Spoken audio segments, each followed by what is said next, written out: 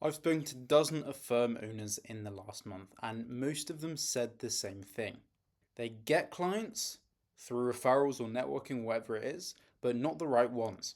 My goal in this video is to show you how you can get the right type of clients, whether that be bookkeeping, fractional CFO, advisory, or whatever financial service you like to sell the most of. Go through targeting mistakes accountants make that ends up getting them one-time customers or one-time a year customers that just end up being unprofitable in either money or time, which essentially means they put loads of time into it and they get little to no money back for it. Then I'll go through our TQBN framework to ensure that moving forward after watching this video, you sign only the clients you want to sign, i.e. monthly paying clients of any financial service you wish to push whilst avoiding the low paying ones. So let's get straight into it. Okay, so the TQBN framework is what you want to follow. So what is TQBN? So for T, you want to target, which means this one's quite obvious, but you'd be surprised how little do this. So what this means is that you want to target the audience you want to target, and if you don't have an audience to target, then you want to niche down. You look at your current customers. You want to look at the top 20% that you're getting the best results for, that are making the most out of working with you, and make that your target audience, because you'll get them the best results, which means you can charge the highest prices for working with them, and that's going to be your target. It depends what strategy you do. If you do Facebook ads, then you want the headline, you want the image, you want the creatives, you want the videos to be targeted specifically at, for example, the dentistry industry. That's hard to say. Dentistry industry. If you do it through LinkedIn or cold calling, then you want to filter the lists down before you start reaching out. That way you're going to get the right type of clients first before you even start reaching out, and you want to make your messaging targeted as well. So if you are doing cold calling, which I wouldn't recommend for financial services, but it is an option, I'd recommend more warm calling, which means calling people that already showed interest. But let's say for LinkedIn, which by the way also wouldn't recommend, just because of the sheer amount of people you've got to reach out to and how much you're limited to. It works, it's just difficult. And for that, you want to as well target your messaging and target your audience specifically. So you want to filter them down and you want to target them specifically, and you want to show the messaging that reflects that.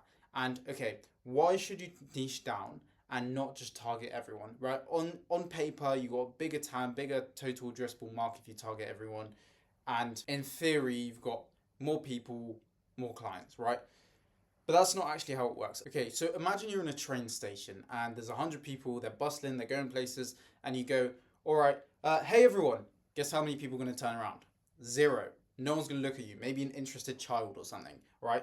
And then let's say you say, hey John, right? A few more people start going around, or Johns, or people that know a John, or maybe it's their husband, or whatever it is, right? They might turn around. And then if you go, hey John in the green hat, you're going to instantly get the attention of any Johns in the green hats, and they're going to resonate with your message in the sense that they're going to hear it and they're like, oh, this is relevant to me. But when you say hey everyone, people might not think it's not relevant to them. I mean, imagine the person on the telecom that's going, by the way, this train is going to be late, right? You don't listen to it unless they go, it's this train going to this place that's leaving at this time that is going to be late. Then you listen because you know it's relevant to you. But if imagine they went on there and they said, hey everybody, one of the trains is going to be late.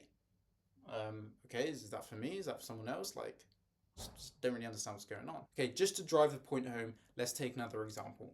Imagine you've got a headache. Would you rather go to the person that's just a general practitioner? Yes, it might be useful at the start just to give you a good idea. And then imagine they say to you, you're going to need brain surgery. All right, for brain surgery, do you want to go to the brain surgeon that does brain surgery? Or do you want to go to the general practitioner that just does everything? Probably the brain surgeon. Same way, if you target specifically dentistry, then dentists can be like, oh, this guy's an expert for the dentistry industry.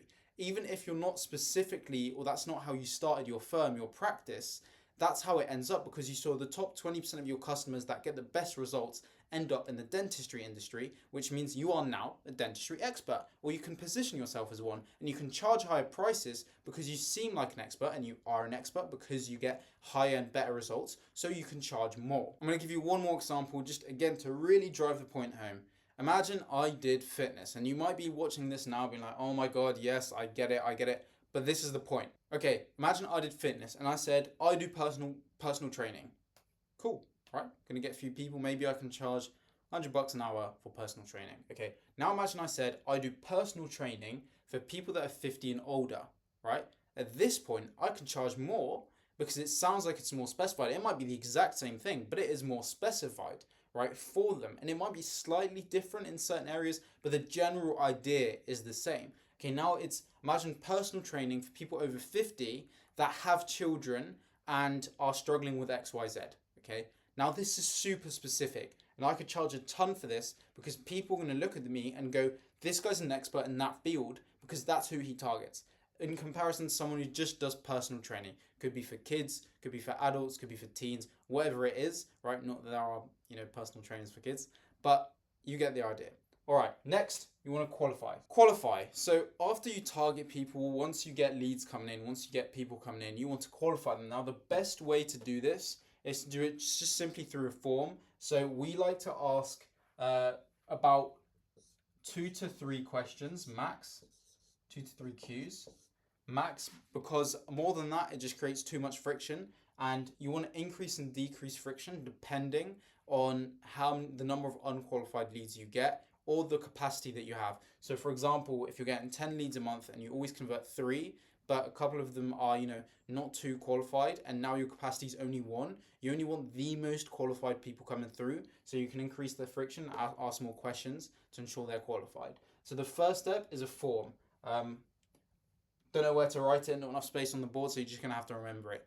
First, you want to do a form, right? Ask them a couple of questions. What is your monthly revenue and what is your industry? Maybe that's it. That's all you need to know. Some people like to ask, do you use QuickBooks? If they don't use QuickBooks, they might not be a good fit for what you do or might be a very complicated customer. But that's first. Then the next thing you want to do is give them a phone call, right? Just talk to them, be like, okay, just to double check, this is if they don't answer the question, which they should, by the way, they should always answer the form. But let's say they don't answer the form, but they opted in, then you should call them and book them in and ask them these questions on the phone instead of the form. Next, you want to obviously book them in.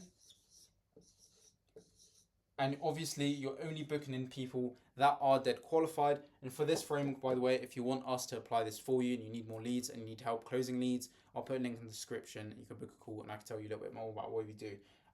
So next, you want to book them in. Super simple step, not much to it. And last, you want to nurture. So up until the first sales call, you want to nurture. And what does nurture mean? That's a really broad term. Everyone uses it all the time. You're like, what does that even mean? Nurture essentially means you just want to engage with the customer. Again, still broad. What that means is you want to ask them questions about their current pain point, have a conversation with them about what they're looking to achieve on the call. Why did they book the call? What is the outcome they're looking to achieve after they speak with you? You just want to nurture them, have a conversation with them, get a good understanding where they are and what they do and what they want to solve on the call. That way, when they jump on, you've got loads of context. They feel like they've known you. They've had loads of engagements with you. And there's a study been shown that most people close after 13 touch points. Could be 14. I can't remember the exact number, but it's somewhere on 13, 14. So this is a really good way to get those touch points in so they're warm as possible when they get on the call and they actually convert. Right, then obviously you need a good sales script, which isn't for this video. I think I filmed another video. In fact, I did film another video going through sales scripts for accountants. Go check it out if you need it. But essentially the last thing you want to do is nurture them. And again, you want to nurture them through LinkedIn, SMS, give them a phone call, ask them questions about their business, where they currently stand, ask them, what they're hoping to solve through this call, and just that way you've got as much context for the call as possible. You've interacted with them, they feel like they know you, and that way they're a much warmer client and they're much more likely to convert, much more prospect, sorry. Another way you can do this, secret sauce, you could do a VSL with your face on it, because if your face is on it, then you'll be more familiar to them, and there'll be that familiarity bias. They'll feel like they know you, or they're almost speaking to like a celebrity. There's that weird effect as well. So if you film that and just make it 2, 3, 4 minutes max, make sure you put on 1.2 to 1.5 if it is 4 minutes. And you just want to basically introduce them to yourself and tell them a little bit about what you do. That's it. This is really effective. Phone calls really effective. LinkedIn's really effective. SMS is really effective. That's it. Go apply this. If you apply this, I promise you will filter out the bad leads and you'll be left with only good ones, and very, very, very good ones, especially after you nurture them. Have an amazing day. See you.